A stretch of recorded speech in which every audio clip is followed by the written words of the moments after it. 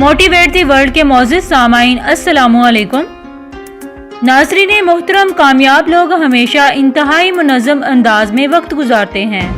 کوئی بھی غیر منظم شخص زندگی میں کبھی ترقی نہیں کر سکتا۔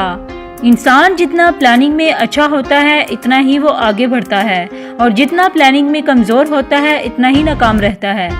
یہ بات یاد رکھیں کہ پلاننگ بڑے کاموں کی نہیں بلکہ چھوٹے چھوٹے کاموں کی ہوتی ہے۔ اگر ہم اس کو ایک جملے میں سمونا چاہیں تو کچھ یوں ہوگا کہ وسائل اور ذرائع کو بہترین انداز میں استعمال کرنا۔ اب جو ان وسائل کو جیسے استعمال کرے گا وہ اتنا ہی کامیاب رہے گا۔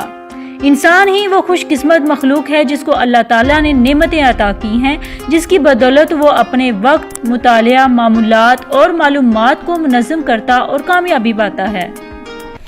کامیاب لوگ ہمیشہ اپنے آپ کو کنٹرول میں رکھتے ہیں۔ اگر ایک انسان اپنے موڈ کے ساتھ لڑنا جانتا ہو، یعنی اس کا دل کسی کام کے کرنے کو نہیں کر رہا مگر اس کے باوجود بھی وہ خود کو منوا لیتا ہے اور وہ کام کر لیتا ہے۔ کامیاب ہونے کے لیے صبح 9 سے شام 5 بجے تک نہیں بلکہ اس سے زیادہ کام کرنا پڑتا ہے۔ اگر کسی انسان نے کامیاب بننا ہے تو پھر اسے خود کو کنٹرول اور اپنا ماسٹر بننا پڑے گا۔ اس کو سیکھنا ہوگا کہ ایک کے بعد دوسرا کام اور تھکاوٹ کے باوجود کوئی کام کیسے کرنا ہوتا ہے۔ اس تحقیق میں یہ بات بھی سامنے آئی کہ ان لوگوں نے اپنی سستی کو کنٹرول کرنا سیکھ لیا تھا، کیونکہ انسان بنیادی طور پر سست ہوتا ہے، اور سستی کی عالمی مثال پاکستان میں موجود ہے، جہاں ایک بھائی ملک سے باہر ہوتا ہے اور باقی 4 ہاتھ پہ ہاتھ رکھے گھر بیٹھ کے کھا رہے ہوتے ہیں۔ ناظرین محترم، اگر آپ چائنا جا کر دیکھیں تو اس ملک میں ایسا ہے کہ وہاں ان کے دادے دادیاں بھی کام کر رہی ہوتی ہیں۔ ان کو معلوم ہے کہ کام کریں گے تو جسم متحرک رہے گا اور بیماریاں نہیں آئیں گی۔ انسان جیسے ہی آرام سے بیٹھتا ہے تو اس کے تفکرات شروع ہو جاتے ہیں، اس کو پریشان کرتے کرتے بیمار اور پھر بہت جلد قبر میں دھکیل دیتے ہیں۔ یاد رکھیں، سستی کامیاب انسان کی دشمن ہے۔ ایک منظم اور کامیاب شخص میں خاص خوبی جو پائی جاتی ہے وہ یہ ہے کہ یہ لوگ اپنے ارادوں پر ڈٹے رہتے ہیں، کیونکہ استقامت میں ہی کرامت ہے۔ اور حدیث شریف بھی ہے کہ اللہ کے نزدیک وہ کام زیادہ پسندیدہ ہے جو استقامت کے ساتھ ہو، اگرچہ تھوڑا ہی ہو۔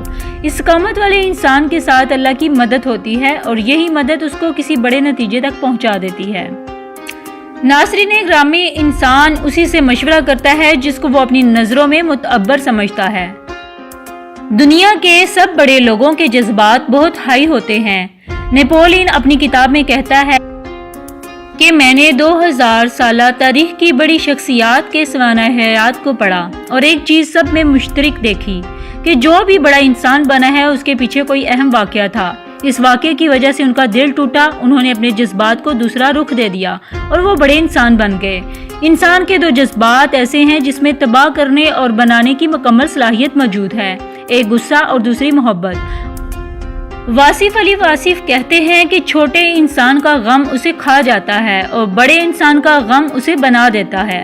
غصے کی مثال آگ کی طرح ہے، یہ جسم میں اٹھتی ہے۔ اب اگر انسان کو اسے استعمال کرنا آتا ہو تو اسے کوئی بڑا کام لے لیتا ہے، لیکن اگر اس کو استعمال نہیں کر سکا اور وہ جسم میں ہی رہا تو یاد رکھیے گا کہ وہ آگ ہے، اور آگ جس بھی جگہ بھڑکتی ہے تو سب سے پہلے اس جسم کو بھسم کر دیتی ہے۔